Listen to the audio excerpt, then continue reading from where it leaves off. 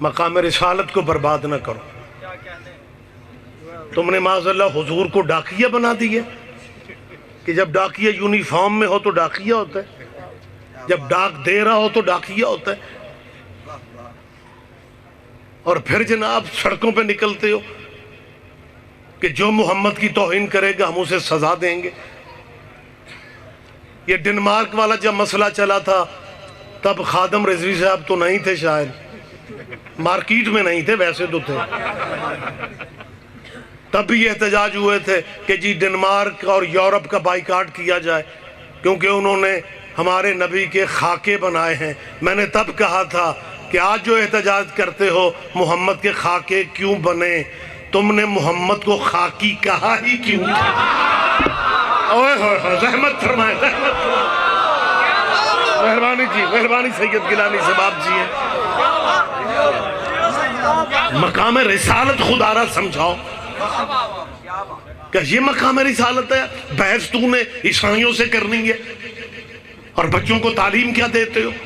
اگر عیسائیوں نے کہہ دیا آؤ دلیل سے بات کرو، افضل ہمارا نبی ہے یا افضل مسلمانوں تمہارا نبی ہے، تیری دلیلیں کہاں جائیں گی؟ اگر عیسائیوں نے کہہ دیا ہمارا عیسیٰ 3 دن کا نبی تھا، تمہارا نبی تم کہتے ہو کہ 40 سال کے بعد نبی بنا، اگر عیسائیوں نے کہہ دیا ہمارے عیسیٰ کے بارے میں، تم مسلمانوں کے سارے فرقے مانتے ہیں کہ عیسیٰ آج بھی 4تھے آسماں پہ زندہ ہے، اور محمد کے بارے میں تم مسلمان آپس میں لڑتے پھرتے ہو، محمد مر گیا، محمد مدینے میں دفن ہو گیا، یا نبی اللہ نہ کہو، یا رسول اللہ نہ کہو، محمد زندہ نہیں ہے، محمد مر گیا ہے۔ اگر عیسائیوں نے کہہ دیا وہ عیسیٰ کو زندہ مانتے ہو، محمد کو مردہ مانتے ہو، پھر مسلمانوں کہاں جاؤ گے؟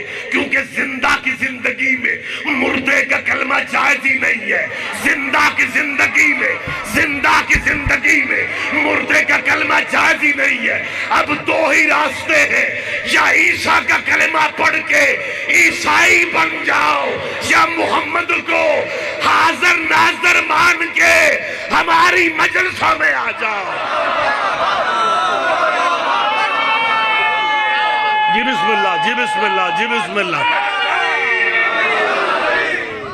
اب اللہ کی عبادت ہو رہی ہے، جبکہ ہمیں یہ کہا جاتا ہے، بچپن میں ہم سنتے تھے، آپ نے بھی سنا ہوگا کہ تصور میں اگر اللہ کے علاوہ کوئی آ جائے نماز باطل ہو جاتی ہے۔ تھیوری کچھ ہے، پریکٹیکل کچھ ہے۔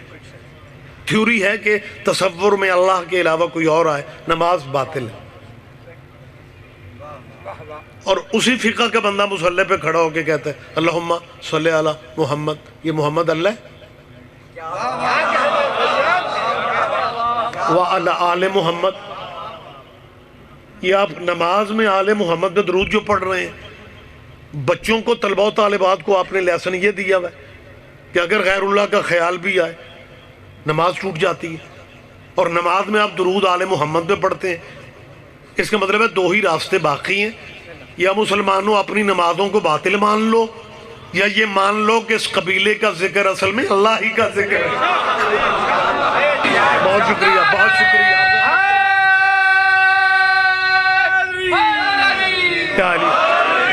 بہت شکریہ آپ جی، آپ زندہ و سلامت رہیں۔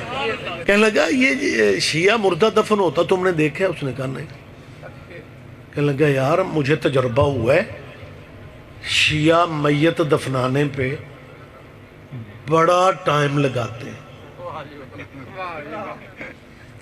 تیسرا بندہ بھی کہیں دیکھ آیا تھا شیعہ مردہ دفن ہوتے، وہ سادہ مسلمان تھا، اس نے اپنے انداز میں تبصرہ کیا، اس نے کہا شیعہ میت دفنانے پہ اتنا ٹائم لگاتے ہیں، اتنا ٹائم، انج لگتا ہے اینا بخشایوں بغیر پیچھے ہی نہیں ہوتا۔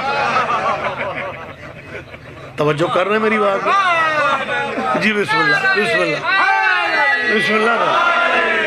اس نے کہا یہ مردہ دفنانے پہ بہت ٹائم لگا۔ 5واں بندہ بول پڑا، اس نے کہا میرا بھی تجربہ ہے، یہ جو شیعہ حضرات ہیں نا، یہ میت کو قبر میں اتار کے بھی میت کو آرام نہیں کرنے دیتے۔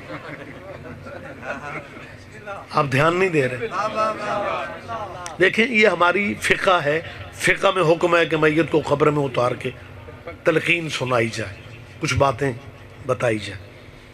ہمارے بھائی کیونکہ فقہی معاملات کو نہیں سمجھتے، لہذا وہ جو دیکھتے ہیں وہ اس پہ تبصرہ کرتے ہیں۔ وہ کہتے ہیں یہ میت کو قبر میں آرام نہیں کرنے دیتے۔ اس نے کہا کرتے کیا؟ اس نے کہا کرنا کیا؟ ایک بندہ قبر میں اترتا ہے اور وہ میت کو ہلاتا ہے، ایک بندہ باہر قبر کے کنارے پہ کتاب لے کے بیٹھا ہوتا ہے۔ دیکھو تو یوں محسوس ہوتا ہے جیسے قبر میں اترنے والا میت کو جگاتا ہے، کتاب والا میت کو کچھ پڑھاتا ہے۔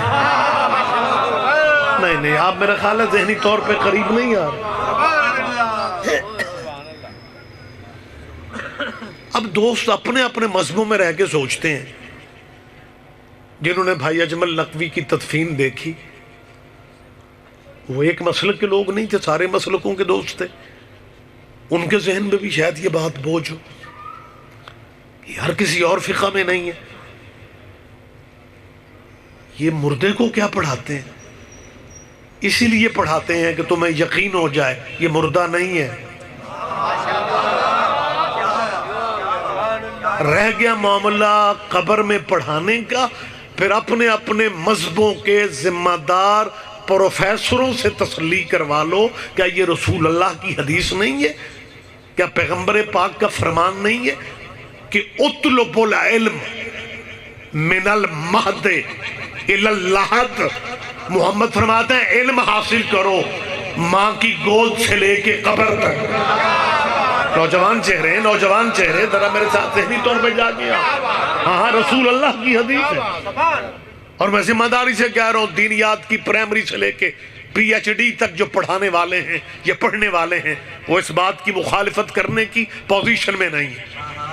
ہر فقہ تسلیم کرتی ہے، ہر مذہب یہ مانتا ہے کہ رسول اللہ کی حدیث ہے علم حاصل کرو ماں کی گود سے لے کے قبر تک۔ ہم تلقین شلقین نہیں پڑھتے، حدیث محمد پہ عمل کر رہے ہیں،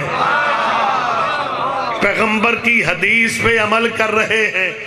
حدیث رسول اللہ کی نہ ہو ہم مجرم ہیں، اور اگر حضور کا فرمان ہے کہ علم حاصل کرو ماں کی گود سے لے کے قبر تک، پھر ہمیں ہمارے علاوہ دوسرا مذہب دکھایا جائے جو اس حدیث پہ عمل کرتا ہو۔ مذہب تو سارے ٹھیک ہیں، میں کب کہتا ہوں مذہب ٹھیک نہیں؟ ہم ماڑے صحیح مسکین صحیح، کیونکہ ہمارے بارے میں نا لوگ نکروں پہ کھڑے ہو کے بڑی احتیاط میں پتہ کیا کہتے ہیں؟ وہ یار بھائی چارہ ہے ملنا دے پیندے ہوں جو جنیاں ماڑیاں قوماں نے ساریاں ہی شیعہ۔ مجھے یاد ہے مولانا اسماعیل صاحب میرے استاد محترم، وہ بلے گا سے ایک مولوی نے کہا اللہ شیعہ مذہب لئی پھر دن جنہیں نچن گاؤں والے سارے شیعہ، جنہیں نچن گاؤں والے۔ مولانا اسماعیل صاحب نے کہا مولوی جی میں نچن گاؤں والے نو پوچھے ہے تسی شیعہ ہی کیوں ہو؟ انہوں نے کہا مولوی اسماعیل خود تے گناہگار ہاں تے جے مرشد بھی کو اپنے جہا ہی لب لے۔ میری بات پہ آپ دھیان نہیں دے رہے، آپ سن رہے ہیں میں آپ سے کیا کہہ رہا ہوں؟ لہٰذا ہم دوستوں کی نظر میں ہم مسکین سے، جتنے شکرانے کے نفل پڑھ سکتے ہو پڑھا کرو۔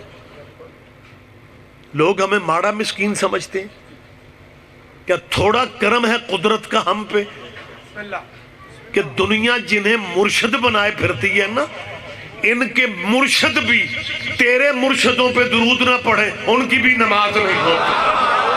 کیا کہنے